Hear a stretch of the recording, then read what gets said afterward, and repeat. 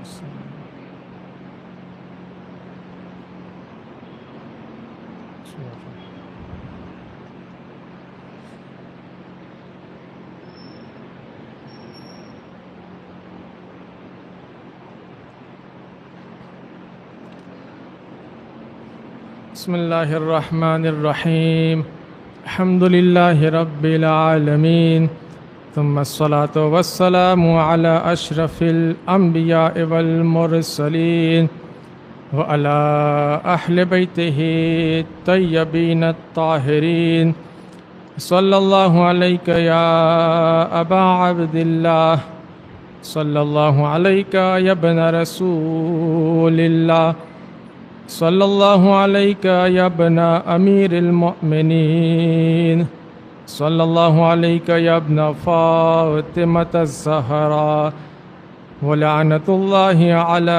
अअदाइहिम अजमाइन मिनल आन इला क़ियाम यौमिद्दीन अम्मा बअदु फ़क़द क़ाल अल्लाहु तआला फ़ी क़ुरआनिल करीम बिस्मिल्लाहिर्रहमानिर्रहीम हल यस्तवी अल्लज़ीना यअलमूना वल्लज़ीना ला यअलमून सल्लल्लाहु अलैहि मुहम्मद व आलि मुहम्मद।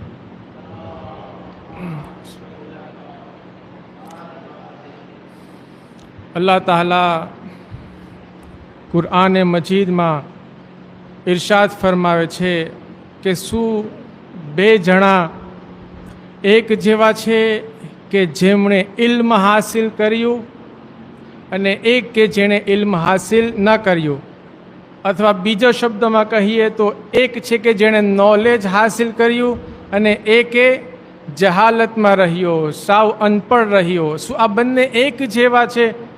એટલે અલ્લાહ કહેવા માંગે છે કે જે ફઝીલત, જે અઝમત, જે રુતબો નોલેજ હાસિલ કરવાનો છે, એજ્યુકેટેડનો છે, તે અનપઢ કે જાહિલનો નથી. શા માટે કહ્યું? એટલા માટે કે આ જે ઇલ્મ છે એ ઇન્સાનની અક્લથી તાલ્લુક રાખે છે. એનો જે રાબેતો અક્લથી છે. અને અક્લના બારામાં ઇમામે રઝા અલૈહિ સલાતુ વસ્સલામ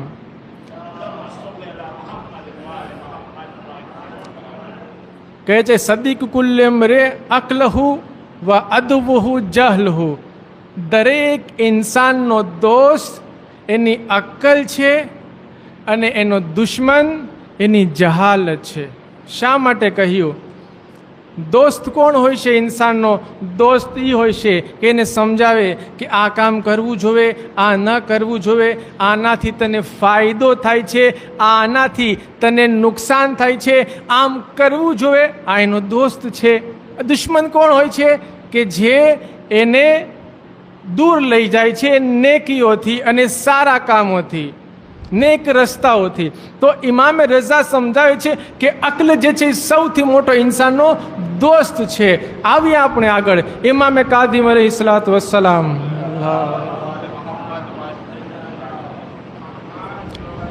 કહે છે, ઇન્ન લિલ્લાહિ અલન નાસી હુજ્જતૈન. અલ્લાહે ઇન્સાન માટે બે દલીલ રાખી છે, અઝાહિરા વલ બાતિના. એક ઝાહિર છે કે જે ઇન્સાન જોઈ શકે છે, વલ બાતિના એક બાતિન છે, છુપેલું છે. ઝાહિર શું છે? કહે છે અર રસૂલ વલ અંબિયા વલ અઈમ્મા. જે ઇન્સાન જોઈ શકે છે કે જે દલીલ છે, હુજ્જત છે, એના માટે રસૂલ છે, નબીઓ છે અને આપણા અઈમ્મા અલૈહિસ્સલામ છે. પછી અલ બાતિન, ઇમામ કહે છે બાતિની દલીલ ઇન્સાન માટે શું છે? અલ અક્લ, અક્કલ છે. શા માટે કહ્યું? કારણ કે આ જે અક્લ છે ઇન્સાનને રસ્તો બતાવે છે કે કયો ઇન્સાનને કયો રસ્તો જન્નતનો છે અને કયો ઇન્સાનને રસ્તો આડે તરફ લઈ જાય છે. ઇમામે રઝા અલૈહિ સલાતુ વસ્સલામ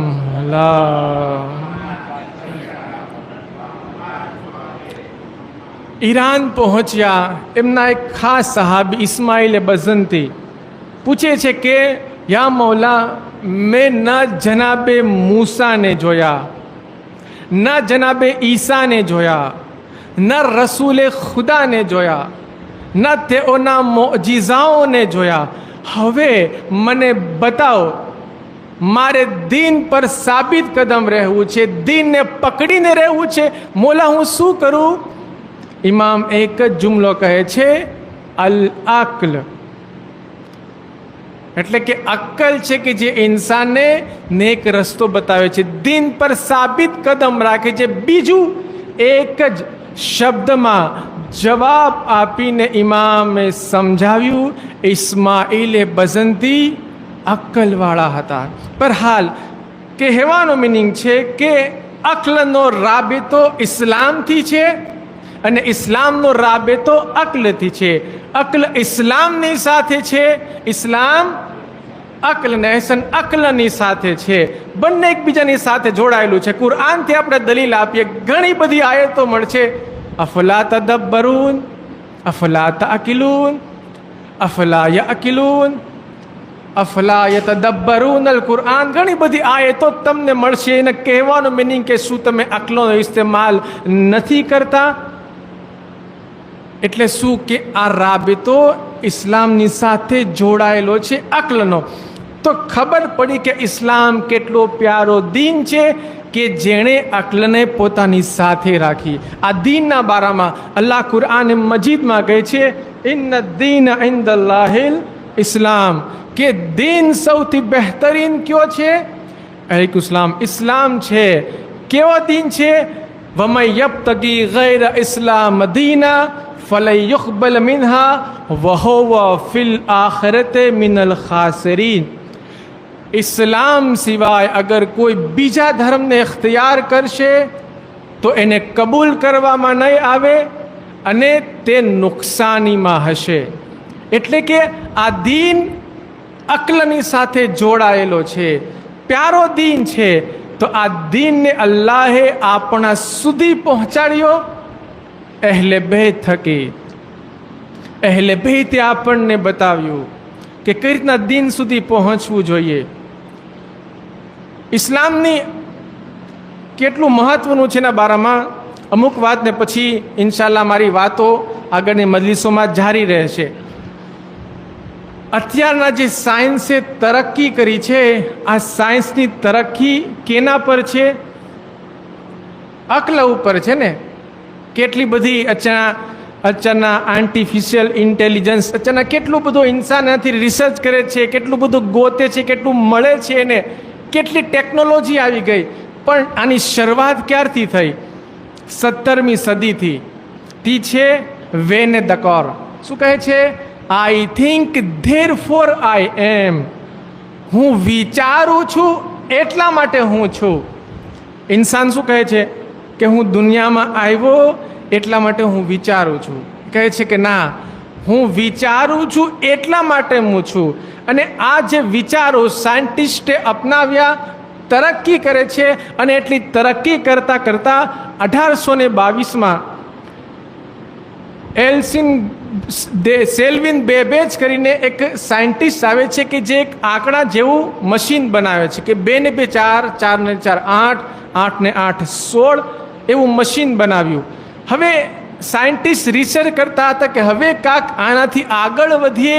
1936માં કોનરાડ જૂસ આવે છે, એક ડિજિટલ કોમ્પ્યુટર બનાવે છે. તમને બધાને ખબર છે કે જે કોમ્પ્યુટર બનતું હોય છે કેટલું હોય છે? અત્યારે લેપટોપ નાનું એવું છે. પહેલાંના જમાનામાં જ્યારે ઇન્સાન કોમ્પ્યુટર બનાવતા તો આખો રૂમ જે છે એ રોકાઈ જતો. એટલું બધું મોટું મશીનને વગેરે કેટલું જોડવું પડતું, પછી એક કોમ્પ્યુટર બનતું. એનાથી ઇન્સાન આગળ વધતા વધતા એક નાનું લેપટોપ બનાવ્યું. આગળ વધી આપણી પાસે મોબાઈલ છે, એસી છે, આપણી પાસે એર કન્ડિશનર છે, વોશિંગ મશીન છે, એ સિવાય ઇલેક્ટ્રોનિક જેટલી વસ્તુ છે બધું ક્યારે બન્યું? 19મી સદીમાં. રિસર્ચ કરજો, 19મી સદીમાં બનવાનું શરૂ થયું. હવે આ સાયન્સે રિસર્ચ કરી ચાહ્યું કે આસમાનમાં પહોંચી જાય. હવેથી કેટલી અત્યારના ઇન્ટરનેટ છે, શા માટે આસમાનમાં ગયા અને ઉપગ્રહ મૂક્યા અને પછી ત્યાંથી સેટેલાઇટ વગેરે આપણે પહોંચીએ છીએ અને પછી આપણે ઇન્ટરનેટ વાપરીએ છીએ. આ જે આસમાનમાં જવાની શરૂઆત ક્યારથી થઈ? 1926થી.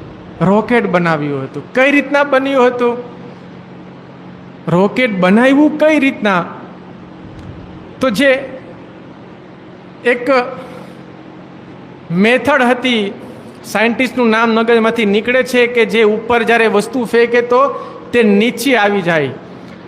કોઈ કહી શકે શું નામ હતું? ઓકે, જે હોય કહે છે કે નીચે પ્રેશર છે. આ પ્રેશર જે પણ વસ્તુ ઉપર ફેંકીએ નીચે આવી જાય. ઓબાલ ફેંકીશો જ નીચે આવશે. શા માટે? નીચે પ્રેશર છે, એના પરથી બનાવે છે. શું કરે છે? અંદર સિસ્ટમ રાખે છે કે સૌથી પહેલાં પેટ્રોલ છે, પેટ્રોલમાંથી આગ લાગે છે, આગમાંથી ધવાડો બને છે, ધવાડો સ્પીડમાં નીચે આવે છે. શું કરે છે? એ ધવાડો રોકેટને ઉપર લઈ જાય છે. ક્યારે બન્યું? 1926માં. તો હવે વેને દકોરે કહ્યું હતું 17મી સદી એટલે કે 300 વર્ષ પહેલા. તો સાયન્સની જેટલી તરક્કી છે 300 વર્ષમાં છે. આપણે આવીએ ગાલિબ કુલ્લે ગાલિબ આમિરુલ મોમિનીન અલી ઇબ્ને અબી તાલિબ અલૈહિ સલાતુ વસ્સલામ.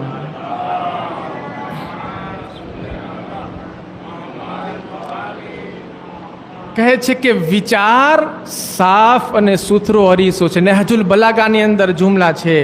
વિચાર જે છે એ બહેતરીન સાફ અને સુથરો અરીસો છે કે જે વિચારથી ઇન્સાનને કેટલા બધા ફાયદા થાય. ક્યારે કહ્યું? 1400 વર્ષ પહેલાં. અત્યારના રિસર્ચ કરે છે અને માર્સમાં પહોંચે છે. તારીખ કહે છે કે સાયન્સની જે પ્રોગ્રેસ થઈ છે, એક છે કુરઆન, એક નહજુલ બલાગા. એના પરથી રિસર્ચ કરે છે. શું દલીલ છે નહજુલ બલાગાની અંદર? PDF છે અંદર હાજી નાજીમાં. PDFને તમે ડાઉનલોડ કરજો. ખુતબા નંબર કાઢ દો 211. વાંચજો, માશાલ્લાહ બહુ આબાદ બહેતરીન ખુતબો છે. નાનો એવો છે કે અલ્લાહે દુનિયાને કઈ રીતના બનાવ્યું છે. મારા શબ્દોમાં ટૂંકમાં કરીશ. કહે છે કે અલ્લાહે ઠાઠ મારતા દરિયાને બનાવ્યું. એ દરિયા ઉપર અલ્લાહે જમીનને બિછાવી અને પછી અલ્લાહે આસમાનને વરાળથી બનાવ્યું. આજે કહેવાનો મિનિંગ કે 1400 વર્ષ પહેલાં ઇમામ અલી અલૈહિસ્સલામ બતાવી ચૂક્યા છે અને સાયન્સ હજી સુધી એનો મગજ એટલો નથી પહોંચી શક્યો કે આસમાનમાં હજી શું છે, આસમાનની ઉપર શું છે, અંદર કેટલી વસ્તુઓ આવેલી છે, કેટલું શું છે, જમીનની અંદર નીચે વગેરે શું છે, 100% નથી જાણી શક્યું. અને ઇમામ અલી 1400 વર્ષ પહેલાં બતાવી ચૂક્યા. બાવા છે બલંદ સલવાન.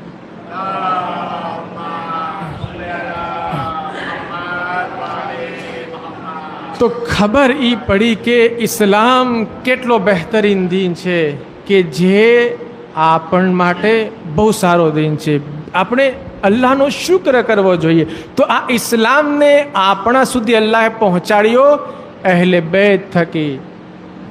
અને અહેલે બેતના જે કલામો છે, અહેલે બેતની રિવાયાતો છે, અહેલે બેત અલૈહિસ્સલામની અહાદીસો આપણા સુધી પહોંચી છે, ઓલમાઓ થકી પહોંચી છે. ઓલમાઓએ કેટલી મહેનત કરી, મશક્કત કરી, કિતાબો લખી અને આપણા સુધી પહોંચાડ્યું છે. કેટલી મહેનતો કરીને લખાયેલી છે કિતાબ. આપણી ઘણી બધી કિતાબો છે. એક કિતાબમાંથી 4 કુતુબે અરબા કે જે મોટી 4 કિતાબો છે, આ એ કિતાબ છે કે જે પણ મુજતહિદ બને જ્યાં સુધી આ કિતાબને ન વાંચી લે ત્યાં સુધી એ ફતવો નથી આપી શકતા. એટલી આ બહેતરીન કિતાબો છે. કોઈ કઈ છે કિતાબો? કોઈ કહી શકશે? અલ કાફી, અલ ઇસ્તિફસાર, મન લા યહતરુલ ફકી, તહેઝીબે અહકામ. 4 મોટી કિતાબ છે. એ રિસર્ચ કરતા હોય છે. કાફી કોને લખી છે? શેખ કુલેનીએ લખી છે. મન લા યહતરુલ ફકી શેખ સદુકે લખી. તહેઝીબ અને ઇસ્તિફસાર કોને લખી છે? શેખ તુસીએ લખી છે. અગર તમે તારીખમાં જાઓ, 6 મોહમ્મદ કે જે એવા પસાર થયા કે જેણે ઇસ્લામ પર અહેસાન કર્યું છે. 4 મોહમ્મદ કે જે પહેલાં હતા એમાંથી એક મોહમ્મદ છે કે જે શેખ કુલેની, એનું નામ મોહમ્મદ હતું. શેખ સદુકનું નામ પણ મોહમ્મદ છે, શેખ તુસીનું નામ પણ મોહમ્મદ છે, અલ્લામા મોહમ્મદ બાકિર મજલિસી કે જે બીજા કે ત્રીજી સદીમાં આવ્યા હતા એ પણ મોહમ્મદ છે, શેખ ખુર્રે આમેલી પણ મોહમ્મદ છે અને શેખ ફૈઝે કાશાણી પણ મોહમ્મદ છે. આ 6 એવા મોહમ્મદ છે જેમણે દીનની ખૂબ જ ખિદમત કરી છે, બહુ ખિદમતો કરી છે. એમાંથી એક કિતાબ છે અલ કાફી, કાફી કે જે શેખ કુલૈનીએ લખી છે. કોણ છે શેખ કુલૈની? જેનું નામ છે મોહમ્મદ કુલૈન, કે જે ઈરાનનું રેય ગામ તમે સાંભળો જ કે જ્યારે ઇમામે હુસૈન અલૈહિસ્સલાતુ વસ્સલામ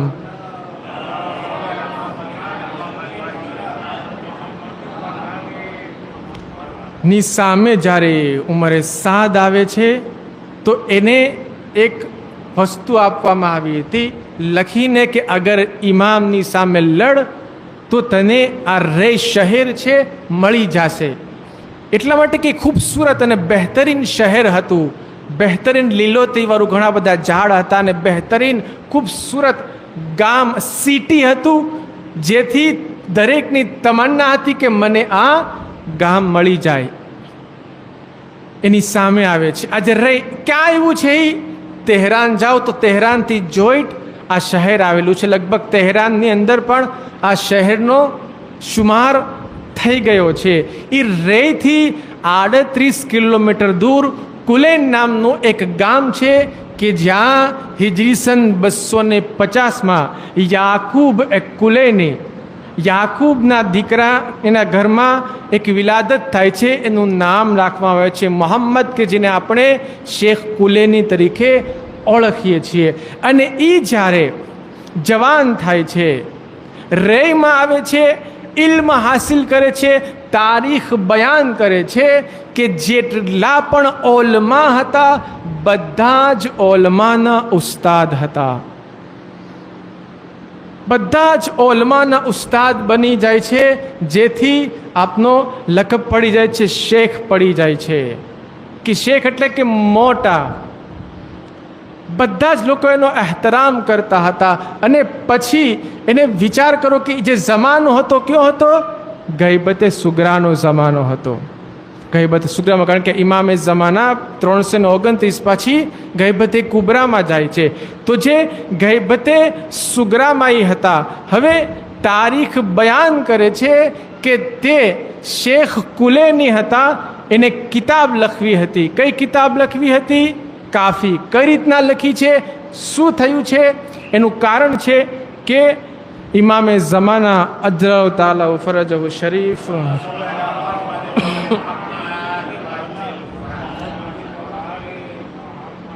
ત્રીજા નાયબ હતા. શું નામ હતું? કોણ કહે છે? હુસૈન બિન રૂહ. હુસૈન બિન રૂહ કે જે ત્રીજા નાયબ હતા. ઇમામે ઝમાનાના જેટલા નાયબ હતા એ શું કરતા? છુપી રીતના રહેતા હતા, જાહેરમાં નહોતા રહેતા, છુપા રહેતા હતા નાયબ તરીકે. જ્યારે શેખ કુલૈની બગદાદ જાય છે તો જોવે છે લોકોને જરૂરિયાત છે, લોકોની જરૂરિયાત કેમ પૂરી કરવી, લોકોને શું મુશ્કેલાત આવી રહી છે, લોકોને દીન કેમ પહોંચાડવો, અહેલે બેતની અહાદીસ કેમ પહોંચાડવી. પણ આ હુસૈન બિન રૂહ છે એ તકૈયામાં હતા, જાહેરમાં બતાવતા ન હતા કે હું એનો ખાસ નાયબ છું. અને એ જમાનામાં, જમાનો કેવો હતો ખબર છે? 11મા ઇમામનો. માહે રમઝાનમાં તમે લોકોએ સાંભળ્યું છે, કમાલ હૈદર સાહેબે આખી હિસ્ટ્રી બયાન કરેલી છે કે 11મા ઇમામનો જમાનો સખ્ત હતો. લોકોને મુલાકાત કરવી છે તો બિઝનેસના બહાને આવતા કે તેલ વેચવા આવતા, મુલાકાત કરતા, સવાલ પૂછી ચાલ્યા જતા. ડાયરેક્ટ ઇમામથી મુલાકાત નહોતી થઈ શકતી. પરંતુ આપણે આવીએ કે એ જમાનામાં લખાણું છે કેવો ખતરનાક જમાનો હતો. આપણે એના પહેલાં આવીએ. છઠ્ઠા ઇમામ ઇમામે સાદિક અલૈહિસ્સલાતુ વસ્સલામ.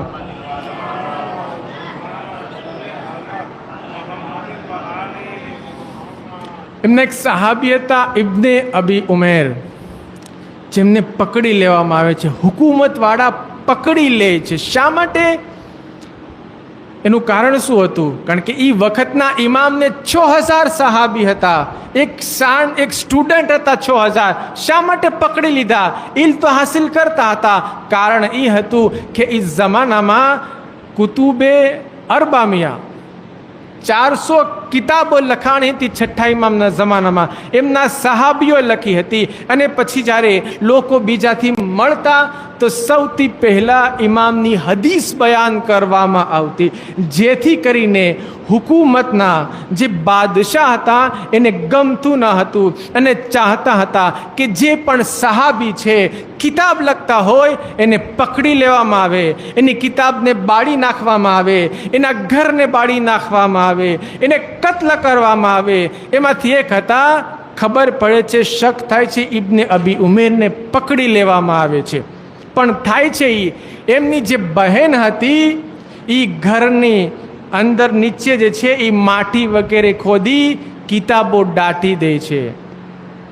ઘણા વર્ષો સુધી જેલમાં રહે છે. એમના સિપાહીઓને મોકલે છે, ઇબ્ને અબી ઉમેરના ઘરને ઘેરી લેવામાં આવે અને જોવામાં આવે કે તેના ઘરમાં કિતાબો મળે છે કે નહીં, પણ નથી મળતી. ઘણા વર્ષ પછી જ્યારે જેલમાંથી છૂટે છે તો સવાલ સૌથી પહેલો પોતાની બહેનને શું કરે છે? એમ ન કીધું કે તારો હાલ કેવો છે, આપણા ઘરમાં બધું બરોબર છે કે નહીં. સૌથી પહેલો સવાલ કરે છે કે જે મેં કિતાબો લખી હતી એ કિતાબો ક્યાં છે? કિતાબો ગઈ ક્યાં? તો કે જમીનની નીચે છે. જમીનને ખોદવામાં આવે છે, કિતાબો કાઢે છે. ઘણી બધી કિતાબો જે છે એ મિટાઈ ગઈ હતી, અક્ષરો મિટાઈ ગયા હતા, અમુક બચી હતી, બહરહાલ તેનો ઇસ્તેમાલ કર્યો હતો. તો કહેવાનો મિનિંગ હતો કે એ જમાનો ઇમામે જાફરે સાદિકના જમાનામાં આવી મુશ્કેલાત આવી. તો હવે તમે વિચાર કરો, ઇમામ અસ્કરીનો જમાનો, એ જમાનામાં અગર લોકોને ઇમામથી વાત કરવી છે, કરી નથી શકતા.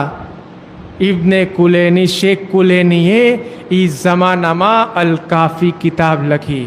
વિચાર કરો કઈ રીતના લખી હશે, કેટલી અધીમ શખ્સિયત છે, કેટલી મુશ્કેલાતો આવી હશે. એ કિતાબો લખવા માટે 1-2 નહીં બલકે 20 વર્ષ સુધી મુસલસલ રિસર્ચ કરે છે. આ 400 કિતાબો કે જે છઠ્ઠા ઇમામની હતી, એ કિતાબ સિવાય લોકોના ઘરે ઘરે જતા, લોકોને પૂછતા કે ક્યાં ક્યાં હદીસો મળશે, એની પાસે જઈને હદીસો લખે છે. અહીંયા તો આસાન છે, અહીંયાથી આપણે મુંબઈ જવું હોય આસાનીથી બસમાં કે ગાડીમાં પહોંચી જઈએ, પણ એ જમાનામાં સફર કરવો આસાન ન હતો. રસ્તા સારા ન હતા, ઘોડામાં જવું પડતું હતું, ઊંટમાં સફર કરવો પડતો હતો, હજારો કિલોમીટર જવું પડતું હતું. અને પછી એક ગામ આવતું હતું, એક હદીસો માટે જ જતા હતા. આ રીતના હદીસો લખી છે. અને બીજી વસ્તુ ઓલમા કહે છે કે જેવી કિતાબ કાફી તરતીબની સાથે લખાણી છે એવી પહેલાં એક કિતાબ નથી લખાણી. શું દલીલ છે? જે 400 કિતાબો છઠ્ઠા ઇમામના જમાનામાં લખાણી હતી, આ બધી જ કિતાબો તરતીબમાં ન હતી, એટલે કે ટોપિક વાઇઝ ન હતી. ક્યારેક ઇલ્મની હદીસ છે, તો ક્યારેક મંતિકની છે, તો ક્યારેક ફલસફાની હદીસ છે, ક્યારેક દુનિયાની છે, ક્યારેક બીજી હદીસ છે. એ રીતના અલગ અલગ હદીસોથી અલગ અલગ કિતાબો 400 કિતાબો લખાયેલી હતી. આ બધી કિતાબોને ભેગી કરે છે, વાંચીને ટોપિક વાઇઝ આપે છે અને 8 ભાગમાં કાફી કિતાબ લખે છે કે જેનું નામ પડે છે ઉસૂલે કાફી. 3 ભાગમાં છે, અંદર છે 3 ભાગ: ઉસૂલે કાફી, ફુરુએ કાફી અને રૌઝે કાફી.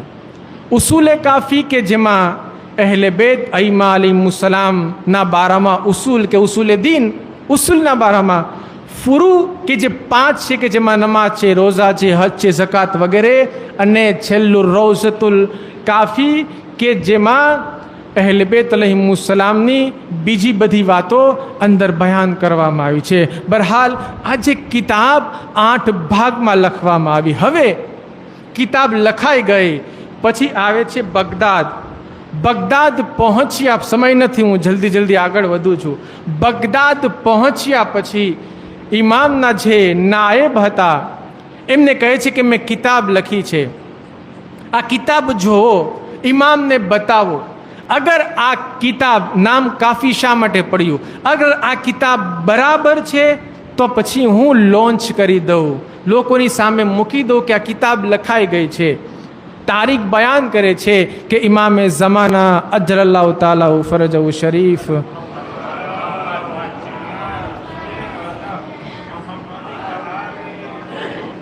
પોતે કિતાબને વાંચે છે અને કહે છે હાદા કાફી લે શિઅતના, આ કાફી છે મારા શિયા માટે, એટલા માટે આ કિતાબનું નામ પડી જાય છે કાફી. પણ અઝીઝાને મોહતરમ, આ અદીમ શખ્સિયત કે જે 329ના આ દુનિયાથી રૂખસત થાય છે, એ જ વર્ષના ચોથા નાયબ મોહમ્મદ બિન સમરી દુનિયાથી રૂખસત થાય છે. અને પછી ગૈબતે કુબરાનો જમાનો શરૂ થાય છે. તારીખ બયાન કરે છે ઘણા વર્ષ પછી જ્યારે આ શેખ કુલેની દુનિયાથી રૂખસત થાય છે, પછી એક બાદશાહ આવે છે. એને ક્યાં દફન કર્યા? બગદાદમાં બાબે કુફાની બાજુમાં રહેતા ત્યાં દફન કર્યા. જ્યારે બાદશાહ આવે છે તો પૂછે છે કે આ જે કબ્રની પાસે જાય છે, લોકો ઝિયારત કરે છે, આ કોણ છે?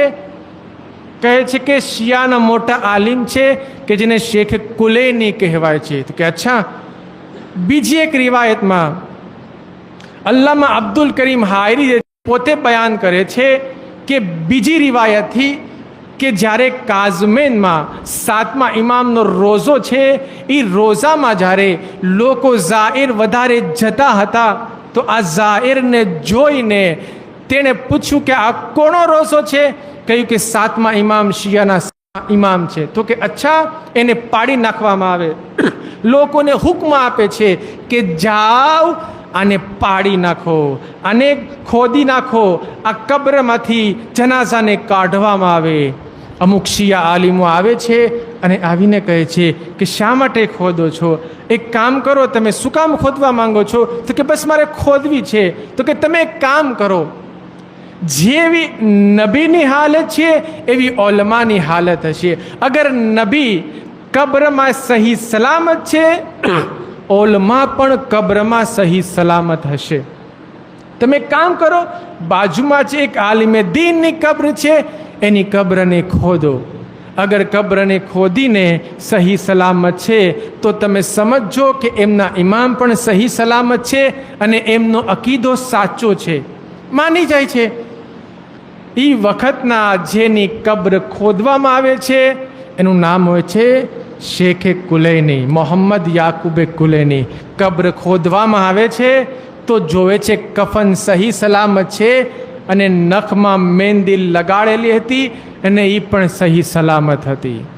અઝીઝાને મોહતરમ, આવી જ રીતના ઇમામે હુસૈનના એક સહાબી હતા, એમની પણ કબ્ર ખોદવામાં આવી હતી. અને જ્યારે એની કબ્રને ખોદવામાં આવી તો એમના જે પેશાનીમાં એક રૂમાલ હતો, એ રૂમાલ કયો હતો? રૂમાલે ઝહેરા હતો. ખુશનસીબ છે હુર કે જેને રૂમાલે ઝહેરા નસીબ થયો. અઝીઝાને મોહતરમ, એ હુર કોણ છે? એ હુર કે જે ઇમામ હુસૈનના રસ્તાને રોકે છે. અઝીઝાને મોહતરમ, જ્યારે ઇમામના રસ્તાને રોકે છે, ઇમામ હુસૈન અલૈહિસ્સલામ કાંઈ બોલતા નથી, આગળ વધે છે. હું ટૂંકમાં કહીશ કે વાક્યો તો બહુ લાંબો છે. ઇમામ હુસૈન અલૈહિસ્સલામના રસ્તાને રોકે છે અને તમે લોકોએ સાંભળ્યું છે કે ફરસની જે લગામ પર હાથ નાખે છે તો ઇમામ હુસૈન અલૈહિસ્સલામ એને જુમલાઓ કહે છે. એ કહે છે અગર તમે મારી સામે બોલ્યા છો, અગર બીજું કોક હોત તો હું બોલત, પણ તમે જનાબે ફાતિમા તો ઝહરાની ઓલાદ છો, હું ફાતિમાનો એહતરામ કરું છું, એટલા માટે હું તમને કાંઈ નથી કહેતો. અઝીઝાને મોહતરમ, કાફેલો આગળ વધે છે. 2 મુહર્રમના કરબલા પહોંચે છે, 4 મુહર્રમના પાણી બંધ થાય છે, 7ના પાણી પૂરું થઈ જાય છે. અઝીઝો શબે આશુર આવે છે. હુર કહે છે રાતના વખત રીતના જોઉં કે ઇમામ હુસેનના સાથીઓ શું કરે છે, જાય છે અને જોવે છે કે કોઈ જે ઇબાદત કરી રહ્યું છે, કોઈ નમાઝ પડે છે, કોઈ દુઆ કરી રહ્યું છે, તો કોઈ જે છે એ તસ્બીહ કરે છે, કોઈ તલવારને તેજ નથી કરતું. અઝીઝાને મોહતરમ, એક અવાજ હુરને તડપાવી દે છે, અલ અતશ, અલ અતશ, પ્યાસ, હાય પ્યાસ મારી રહી છે. અઝીઝાને મોહતરમ જ્યારે આ સાંભળે છે, હુર તડપે છે, પોતાના ખૈમામાં આવે છે, કહે છે હું જહન્નમમાં છું, જન્નત હુસેન અલૈહિ સલામ તરફ છે. આખી રાત તડપે છે, સવાર થાય છે, પોતાના દીકરાને કહે છે હું જઈ રહ્યો છું, તો કહે છે બાબા એકલા જાઉં છું, મને પણ લઈ જાઓ. અઝીઝાને મોહતરમ કહે છે ચાલ તું સાથે, પણ કહે છે કે દીકરા એક કામ કર, મારા આંખમાં પટ્ટી બાંધી દે, હાથમાં રસ્સી દોરી બાંધી દે અને પછી જઈએ. અઝીઝાને મોહતરમ બાંધવામાં આવે છે. કહે છે કે જ્યારે ઇમામ હુસેન આવી જાય ફકત મને કહી દેજે.